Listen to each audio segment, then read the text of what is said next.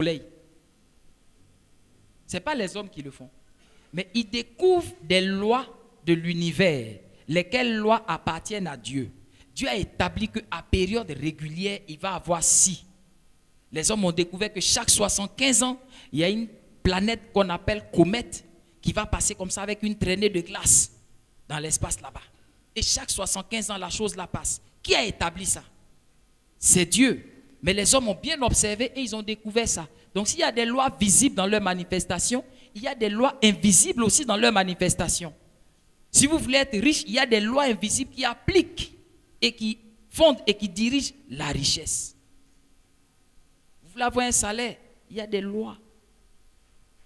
Plutôt que de rechercher un salaire temporaire, ce n'est pas mauvais. Si vous faites travailler des hommes, c'est bien aussi. Mais si vous faites le travail de Dieu, n'attendez pas que des hommes vous payent un salaire. Ils ne seront pas regardants, ils vont oublier parce que les hommes n'ont pas un cahier où ils écrivent les gens qui font bien. Mais Dieu, il a dans sa mémoire toutes les actions que vous posez qui sont bien. Et il ne fait pas que écrire dans son cahier de souvenirs. Il écrit pour vous rémunérer. Il écrit pour vous bénir. Il écrit pour vous donner le salaire que mérite votre travail. Et Dieu n'oublie pas de récompenser ses enfants. Travaillez pour Dieu. Mettez votre talent au service de Dieu, à côté des autres. Réparez les brèches de vos vies. Là, vous savez que vous-même, vous avez fait une ouverture. Parce que de toute façon, la Bible dit quoi? C'est quand le mur est lézardé que le serpent y rentre. Amen. Satan rôde. Satan ne fait pas de brèche dans notre muraille de protection. C'est nous-mêmes, par notre désobéissance et puis par, comment on dit là, nos chemins tortueux, on dribble Dieu. Quand tu dribbles Dieu une fois, tu sautes ta clôture.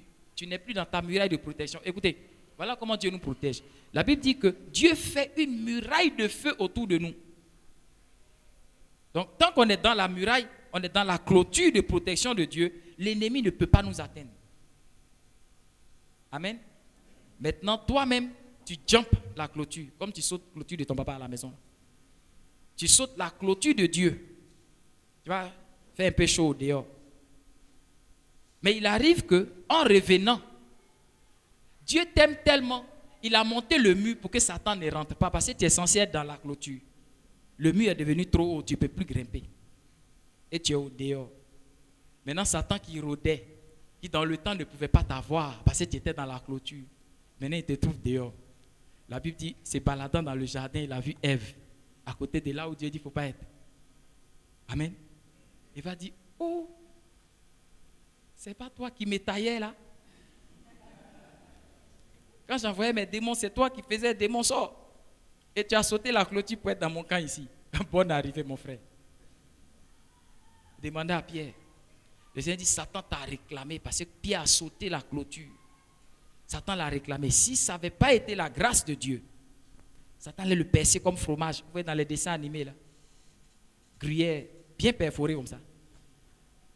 Amen.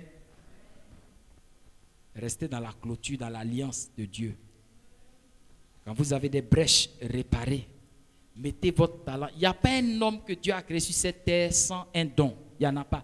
Qui ne connaît pas son don? Il faut lever la main, honnêtement. Qui ne connaît pas son don dans la maison de Dieu? Il ne sait pas à quoi Dieu l'a appelé. Tu ne connais pas? D'accord. Il est honnête. Abraham m'a dit. Qui d'autre? Qui ne connaît pas son don? Soyez honnête avec moi. Non, pas avec moi, avec Dieu. Qui ne connaît pas son don? Tu ne connais pas ton don? Commissaire, tu ne connais pas ton don? Qui ne connaît pas son don aussi? D'accord. Mais toi, commissaire, on a commencé quelque chose. Hein? Commissaire, on a commencé quelque chose. Tu rêves au moins. Amen. Si vous ne connaissez pas votre don, il faut nous approcher. C'est ça aussi notre travail. Amen. Il n'y a pas quelqu'un sur cette terre qui n'a pas de don. Si vous ne connaissez pas, je vais préparer un séminaire sur les dons. Amen. Chacun a un don. A un don. Maintenant, il y a des signes qui peuvent vous permettre de savoir quel don vous avez. Il y a des dons naturels, il y a des dons spirituels. Et puis il y a des compétences. C'est-à-dire il y a des choses que vous pouvez avoir en vous frottant aux autres, en apprenant. Et peut-être des choses que vous avez naturellement. Amen. Quand un garçon il sait blaguer femme, il prend ça comme amusement. On dit c'est un beau parleur. Il a un don de langue. Et quand pour le moment le Saint-Esprit n'a pas utilisé ça là, il prend bouche là pour faire bouche sucrée, sucrée. Mais le jour où Dieu le prend, ce gars-là il t'évangélise et puis tu pleures même, tu coules, tu te répands. Amen. Un don de langue. Tu mentais avant avec ça. Maintenant tu peux prendre pour dire vrai. Et puis ça touche l'âme des gens. Amen. Il y en a qui sont habiles. Vous voyez tout à l'heure le test que j'ai lu. Si je demande à beaucoup de me relire, il y en a qui ne pourront pas. Il ne faut pas vous blaguer. Parce que ce n'est pas le don que vous avez du point de vue de l'Esprit de Dieu. Il y en a qui n'arrivent pas à lire ni les noms ni les chiffres. C'est naturel, ne forcez pas. Il y a d'autres qui vont vous expliquer ça. Et puis il y en a d'autres dont le ministère, c'est de décortiquer les difficultés de la parole de Dieu. Quand ils arrivent dans le livre de Nombre, les livres comme ça, là, leurs yeux brillent comme ça. Ils retiennent les noms jusqu'à Dieu leur révèle le sens des noms et puis fait un agencement. C'est comme ça qu'on découvre son don. Même par rapport au ministère. Moi, je reconnais les enseignants, les prophètes, tout ça, tout de suite à la lecture des livres qu'ils font. Vous venez, on va s'entretenir. Il faut me dire les livres que vous lisez. Je vais vous dire à quel ministère vous êtes appelé. Ça, je n'ai même pas besoin de sonder révélation même d'abord. La révélation va venir confirmer. Amen. Même aux rêves que vous faites, à la façon dont Dieu vous parle, on sait quel don vous avez. Amen. Donc, il faut rechercher tout ça. Vous voyez, c'est ça là, la base d'abord. Vous-même, vous ne vous connaissez pas. Vous ne savez pas ce que Dieu a mis en vous. Si vous ne savez pas, qu'est-ce que vous allez faire pour Dieu? Et puis, vous allez attendre quoi de Dieu? Maintenant, vous voulez qu'on vous impose les mains seulement, et puis la magie va agir. Il y a un temps pour imposer les mains, mais il y a un temps où vous-même, vous devez s'aimer pour récolter. Après le déluge, le Seigneur dit, cette loi-là ne passera pas. La loi de s'aimer et de récolter, ça ne va pas passer. Donc, si tu sèmes rien, tu ne récolteras rien. Si tu veux un salaire, travaille pour Dieu. Travaille pour Dieu aussi, voici des secrets. Alléluia. Sachant que celui qui travaille pour Dieu, Dieu a une mémoire et Dieu se souviendra toujours de tes bonnes œuvres pour sa maison, pour l'église, pour ses serviteurs, pour tout ce que tu feras pour lui. Et jamais il ne t'abandonnera. Jamais. Jamais. Je veux dire à quelqu'un qui peut-être était découragé. Dieu n'a pas oublié. Peut-être même, si Dieu veut te dire la liste des bienfaits que tu as posés dans sa maison, tu seras étonné. Et le moment venu, peut-être que tu ne t'y attendras pas, mais la récompense de Dieu sera grande. Ne vous découragez pas. Œuvrez pour Dieu. Mettez-vous à travailler dans la maison de Dieu, pour Dieu. Mettez-vous aux côtés de vos frères et sœurs. Faites l'œuvre de Dieu. Et vous pouvez prétendre un salaire. Allez-y, c'est le seul employeur avec qui on peut dire beaucoup. Vous pouvez dire à Dieu, je veux milliard, je veux hélicoptère, je veux avion. Vous avez le droit de le dire. Seulement souvenez-vous qu'il vous dira en retour, fais mon travail. Amen. Si vous faites son travail, il vous bénira. On se tient debout.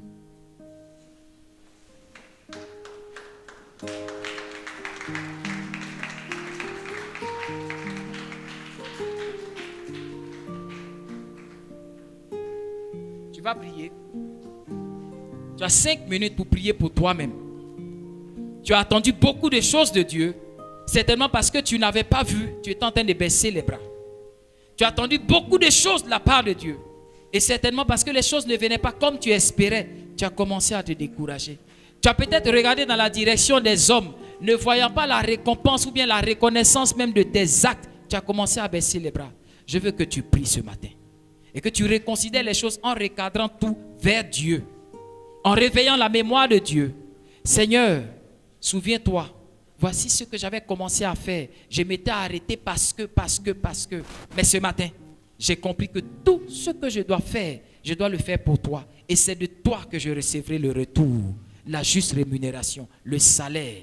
Seigneur, avant la fin de cette année, voici ce que j'attends de toi. Voici ce que je m'attends à recevoir. Oh, tu m'as dit de te faire connaître mes besoins. Voici une journée pour te faire connaître mon besoin. Exauce-moi. élève la voix et puis parle à Dieu. Chacun parle à Dieu. Ne t'occupe pas de ton voisin. On n'a pas les mêmes problèmes. Même dans un travail, on n'a pas les mêmes salaires, on n'a pas les mêmes postes. Donc que chacun parle à Dieu, s'attendant à recevoir de Dieu ce qu'il a demandé et ce qu'il attend de lui. Parle à Dieu. Parle à Dieu. Parle à Dieu. Parle à Dieu. Parle à Dieu. Parle à celui qui exauce. Parle à celui qui se souvient des actions même cachées. Parle à celui qui voit dans le secret. Parle à celui qui se souvient de chaque pas que tu as posé dans sa maison. Parle à celui qui a une mémoire et qui a enregistré toutes tes œuvres. Parle à celui qui est le rétributeur de chacun. Parle à celui qui rend à chacun selon ses œuvres. Parle à celui qui donne à chacun. Il dit à celui qui fait une œuvre, le salaire qui lui est dû n'est pas une grâce, mais c'est un dû. Et Dieu se doit de te donner. Parle-lui ce matin. Il n'a pas oublié ce que tu as fait dans sa maison. Parle à Dieu ce matin. Parle. Ouvre la bouche et parle. La vie est dans ta bouche. Parle pour donner vie à tout ce qui était mort dans ta vie. Parle pour ressusciter tout ce qui s'était arrêté dans ta vie. C'est une matinée pour réveiller ton espérance. Paul dit: tu courais si bien. Qu'est-ce qui t'a freiné? Qu'est-ce qui t'a arrêté pour t'empêcher de continuer? Reprends ta course là où tu l'avais arrêté. Parle. Parle à Dieu. Parle à ton le fils de Timée. Je veux crier et j'aurai mon miracle. Tu m'as dit de chercher et je trouverai. Parle à Dieu. Et l'homme m'ouvrira. Tu m'as dit de demander. Ne te décourage plus. Ce matin, prends une ferme résolution. Réveille-toi et souviens-toi de ton alliance avec Dieu. Fais ta part et certainement Dieu fera sa part. Parle ce matin. Parle. Je veux parler pour avoir mon miracle.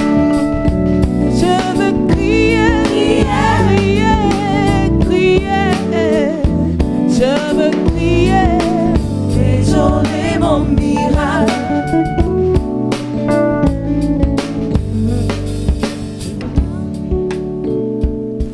Père, je te rends grâce dans le nom de Jésus. Tu es pour nous une espérance sûre. Et cette espérance que nous avons en toi, selon que ton serviteur le dit, cette espérance est pour nous comme une ancre de bateau. Elle est jetée dans les profondeurs. Et cette espérance nous maintient dans ta présence. Cette espérance nous maintient, nous amène à tenir ferme contre les moments et les agressions de l'ennemi. Père, nous voulons te bénir. Souviens-toi, tous ceux qui étaient dans le découragement, relève-les. Tous ceux, Père, qui n'espéraient plus, réveille leur espérance. Fais taire dans leur vie toute parole contraire à ta volonté. Fais taire dans leur vie tout projet, tout dessein de l'ennemi contraire à tes desseins. Que cette matinée de bénédiction réveille l'espérance de tes enfants. Jamais tu n'as trompé un homme et tu ne commenceras pas. Jamais celui qui a fait ton œuvre n'a été abandonné à la pauvreté. Tu ne commenceras pas. Ce matin, Père, je te confie ton peuple. Réveille dans leur vie cette espérance sûre. Voici, Seigneur, nous entamons le dernier trimestre de l'année.